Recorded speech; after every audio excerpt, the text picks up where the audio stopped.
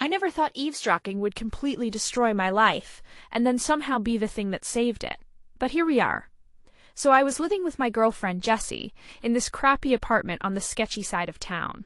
Things were fine, or so I thought, until I accidentally overheard a conversation that turned my world upside down. It happened late one night. I couldn't sleep, so I was up in the living room mindlessly scrolling on my phone. Jessie was in the bedroom, and her door was slightly cracked open. I wasn't trying to listen, I swear, but she was on a phone call, whispering intensely.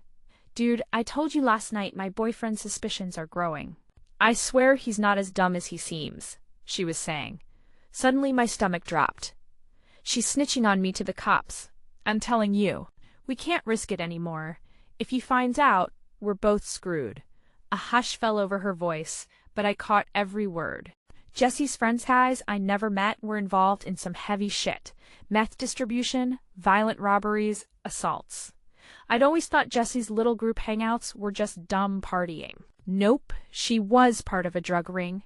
And worse, I was the clueless boyfriend who was just a pawn. The next few days everything shifted in my head. I started spying on her, checking her messages when she left her phone unattended. Messages like cash came through. Hide it before the cops are here.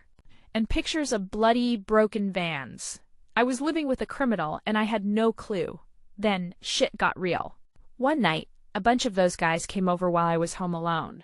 I heard them talking about a drug deal that had gone sideways. One guy I froze behind the couch, clutching a baseball bat I grabbed in panic. I was terrified they'd discover me, or worse, drag me into their... Instead of the apology or concern I expected, she walked straight into the living room and sneered, "You heard everything, huh? Guess I can't lie anymore. You're a liability." She then dropped a bombshell that felt like a slap. "I'd been cheating on you with the head of this whole operation. He's my ticket out. You're just the backup plan." I wanted to smash her face in, but I couldn't. I was trapped in my own apartment with these violent criminals lurking in shadows, and the girl I loved openly despising me. That week I started plotting. I gathered evidence recordings, photos, text logs, whenever I could get off Jessie's phone while she passed out drunk. I was going to the cops, even if it meant my own life was in danger. One night I took the plunge. I drove to the nearest station with a folder full of damning stuff. The detective I talked to was skeptical at first, but when I laid it all out, meth labs, weapons caches, all tied directly to Jessie's crew, it clicked. Turns out, Jessie and her boyfriend, the cartel leader guy, were at the top of a major drug ring. The cops had been after them for years, but no proof was good enough. I just handed them a key to crash the whole thing. 6 months later, Jessie got 15 years. Her cartel boyfriend Oded in prison. The guys still out there got crushed in wave after wave of raids. Me, I had to vanish. Ratting them out meant my life was toast if they ever found me.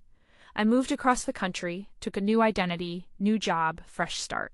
Sometimes I think about how my stupid eavesdropping saved me from a deep spiral into a world I never wanted, but the price was losing the one person I thought would never hurt me. In the end, listening in on that conversation probably saved my life, but it also destroyed everything I thought was real, and sometimes